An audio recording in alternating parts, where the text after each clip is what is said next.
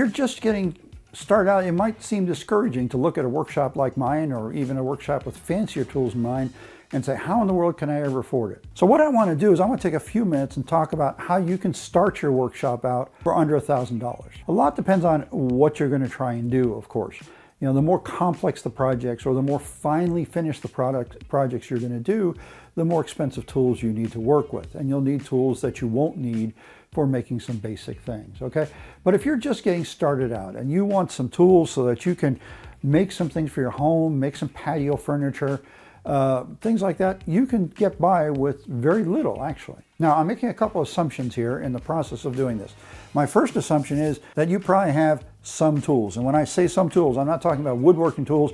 You probably have hammers and screwdrivers and pliers and stuff like that, general tools. The second thing I'm going to assume is that you're going to set up your workshop in a corner of your garage. That's all my dad had for the entire time I knew him, and that's the workshop I learned to work in. He had one stationary power tool, and that was his table saw. That was it. He had some handheld power tools, and he had some hand tools. He really, compared to what I have and compared to what I'm used to thinking in terms of, had a very minimal workshop, but he did some great work in it. If he needed to work, he'd just back his car out, and that gave him room to work. He could pull his table saw out. He could set up a couple sawhorses if he needed more bench space. He had a little bench there. He has tools, and he was ready to go. So most home woodworkers, most do-it-yourselfers that start out something like that. So I'm making the assumption that that's how you're going to start out. Here's my list of what you need if you're going to start out for $1,000.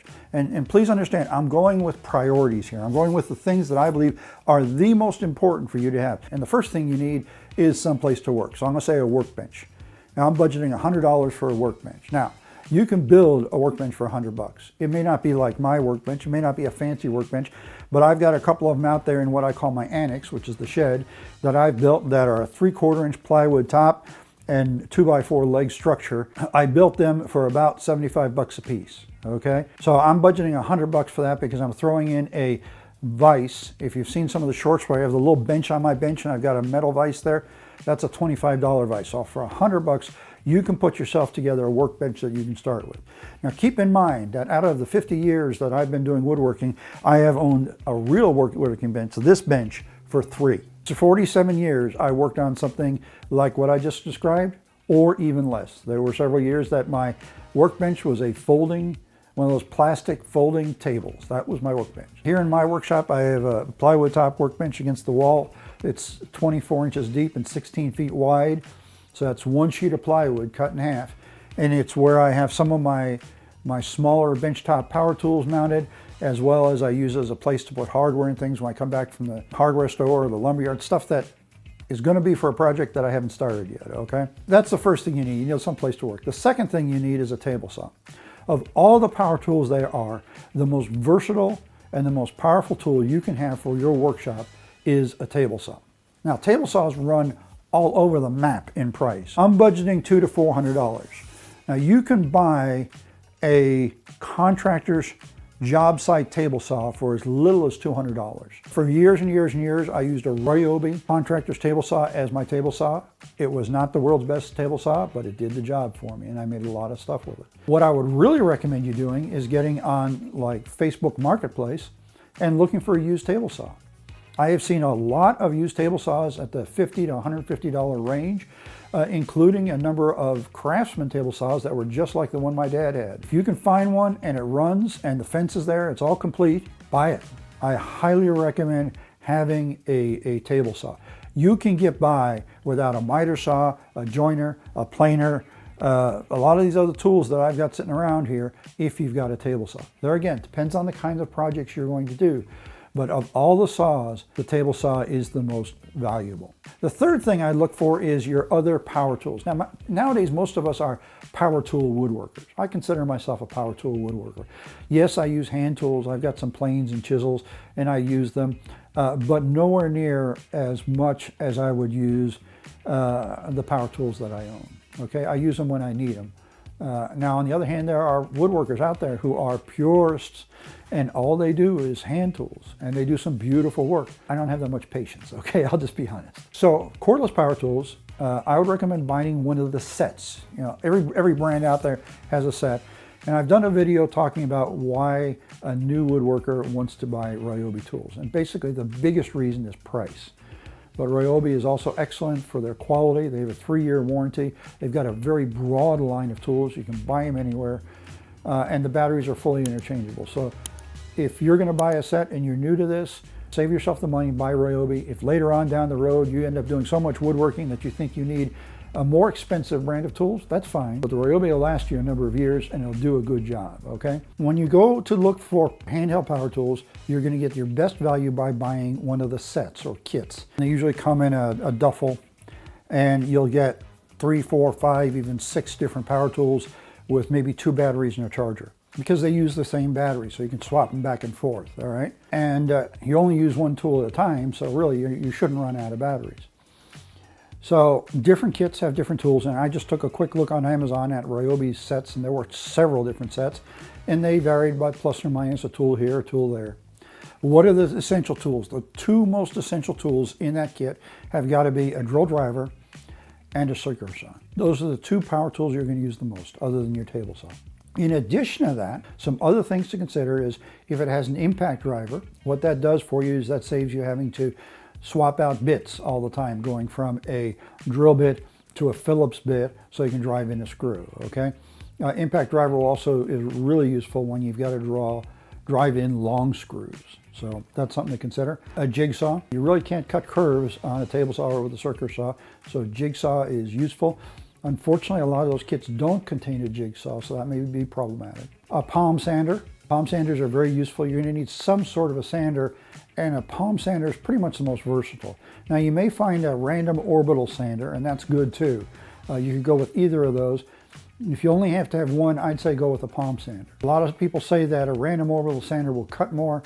Okay, maybe it will, but I've done pretty good with palm sanders too. Okay. Then the other thing to consider, and it probably won't be in that kit, is a router. Awful lot of things you can do with a router, and I highly recommend having a router as part of your tool set. If it isn't included in that kit, you can probably buy a router for about $100, maybe a little less if you buy a trim router. Trim routers have gotten powerful enough that you can actually do edging of, say, tabletops with them fairly well. So don't think that too small for your needs. The one problem I found with my trim router is that it's a battery hog. It goes through batteries like crazy. There are some other tools that you'll find included in some of those kits, like a reciprocating saw, what people call a sawzall, or a vibratory cutter. Some people call them a multi-tool.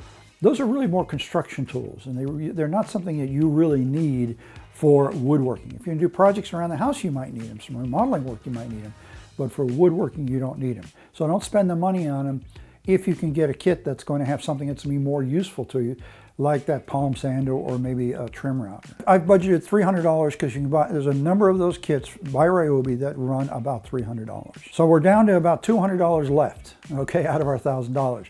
Next thing you absolutely have to have is some basic measuring tools. This is not a very expensive category. I've budgeted $50, but as I just looked on Amazon, I found I could get everything there for $40. The 3 things that you've got to have there are a tape measure, a ruler of some sort, at least 12 inches, or if not 24 inches. I like stainless steel rulers because they're not going to get beat up, they're not going to lose their accuracy. But you know, if all you can afford is a plastic school child's ruler, start with that and replace it later. And a square of some sort, and I recommend your first square be a tri-square. That's going to be the easiest for you to use. It's going to do a lot of different things for you. Speed squares are really designed more for framing than they are for woodworking. They will work for woodworking, but a tri-square is really more designed for woodworking. I wouldn't buy a framing square, although I have one and I use it quite a bit.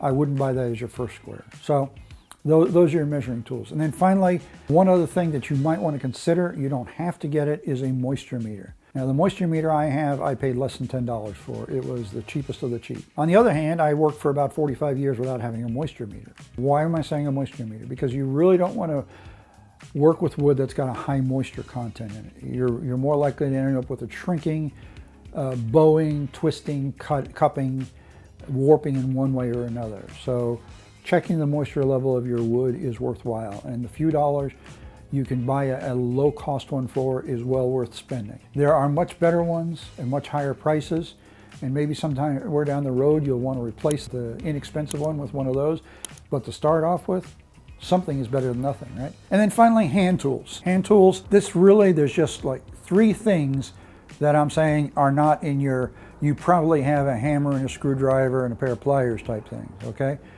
And those are a mallet. Again, I'm already assuming you have a hammer, okay? If you don't have a hammer, then buy a hammer instead of a mallet. You can always use a hammer with a wood block to do what a mallet will do.